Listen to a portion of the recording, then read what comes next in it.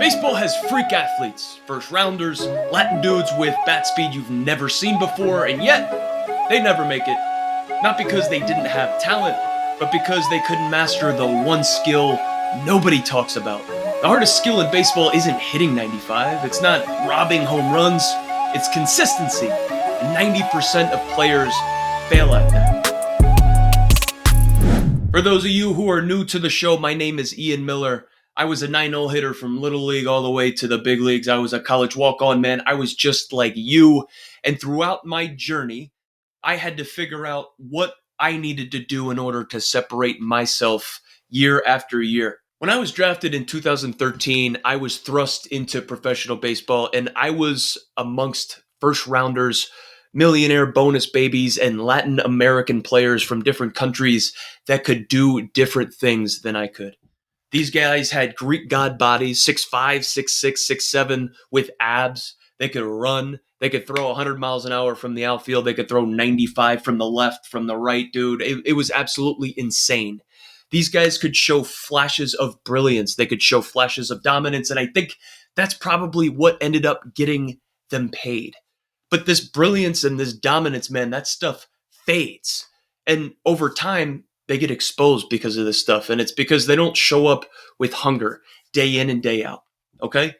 If you can show up, catch an 0 for 4, and show up ready the next day to get after it with enthusiasm, with a chip on your shoulder, hungry to get better, you can win.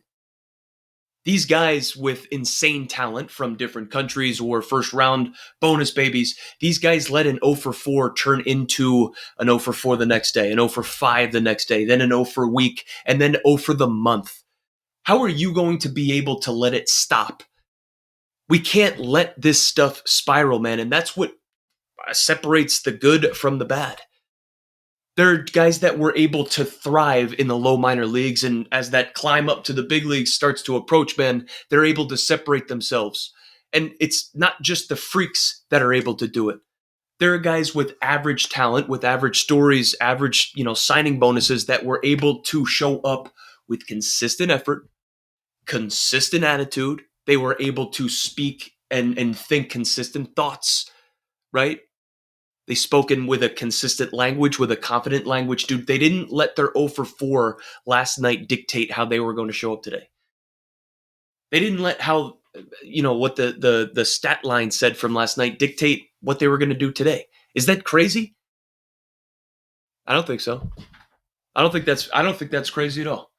Most baseball players end up failing because they use this adversity, or they use this tough streak, this slump, or they use failure as confirmation that they're not good enough, that they're not supposed to succeed. They're not supposed to make the All-Star team, hit 300, have a sub-2 ERA. Dude, they're just not good enough, okay? So this trial, this tribulation, man, not being able to have a good season, dude, they use this as a reaffirmation, and they fizzle out. Their identity is tied to the box score. Their identity is tied to their worth, their numbers, how well they produce at the plate. So one bad night absolutely wrecks them. Think about how long a baseball season is. We have 50, 60 games at the Division I high competitive collegiate level, and then we have 100 plus, 140 plus, 160 plus. The higher up you get, the closer to the big leagues that you get. If your identity is going to be tied to the box score, you are just going to ride the emotional roller coaster over and over and over. And one bad night is going to wreck you. It's going to turn into a bad week. It's going to spiral into a bad month. Another reason why most players fail is because they live on random habits.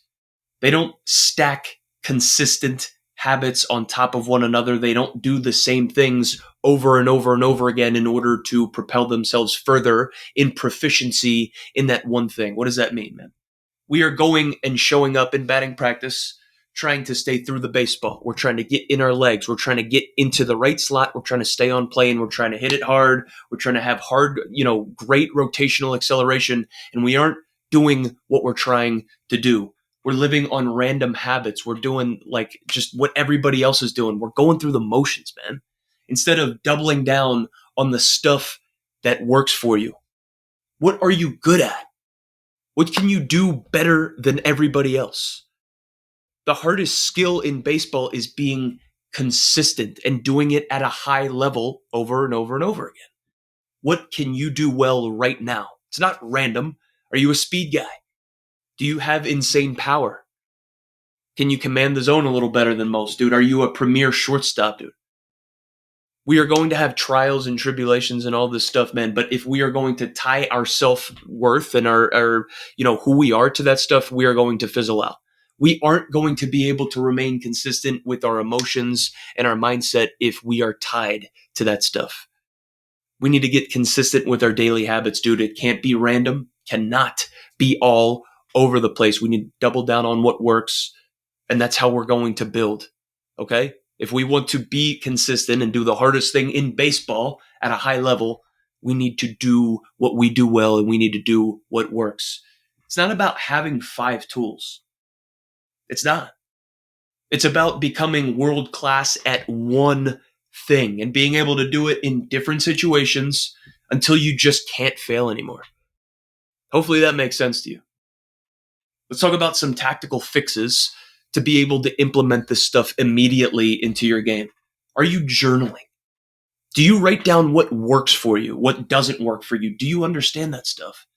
Being able to have a hitter's journal, whether you are on the bench or in between ABs or whether it's post-game, reflection, all that type of stuff, any of those situations, any of those journals can benefit you immensely. But you need to be consistent with that again. Have a journal either in the notes section of your phone or a hard copy journal like I did. I would just have a notebook. Write down what's working for you, the thoughts that are working for you, the drills that are working for you pregame, what you're trying to execute on. At some point, we are going to slump. We are going to have troubles, trials, and tribulations. And if we want to be able to pick back up where we left off and remain consistent, which is the hardest thing to do in baseball, then we need to have an idea of what works and what doesn't. Journal, write this stuff down, be intentional, do things on purpose with purpose. Try focusing your attention and executing on having quality at bats instead of focusing on getting a 2 or 3 in the hit column in the box score. Once you start focusing on quality at bats and doing what's best for the team in that specific situation, the box score and the numbers will absolutely take care of itself. When you start thinking about a quality at bat instead of a base hit, you start thinking in terms of a simplified approach. Okay, I need to get this runner over here in this situation. How am I going to do that? Okay, well, if I'm a lefty here, I need to hit the ball to the right side. Okay, I need to be short and compact. I need to catch the ball a little bit out front.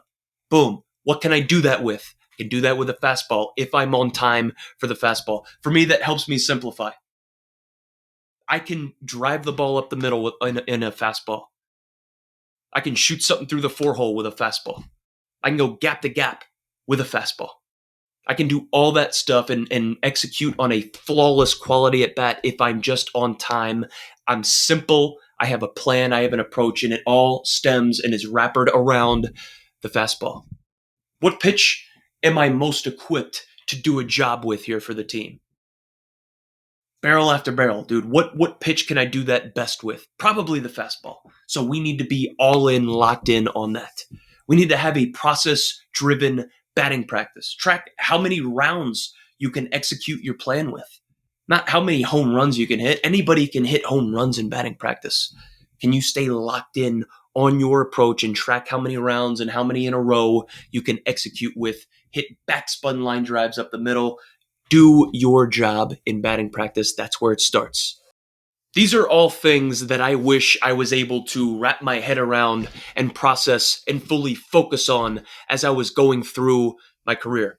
If I was able to just focus on quality at bats, having a process-driven batting practice, man, maybe I'd have a lot more success a lot sooner in my career. If your identity is tied to the box score, man, you are going to ride that emotional roller coaster. If you want consistent results, it's going to start with your consistent effort, your consistent attitude, consistent thoughts, the language, man.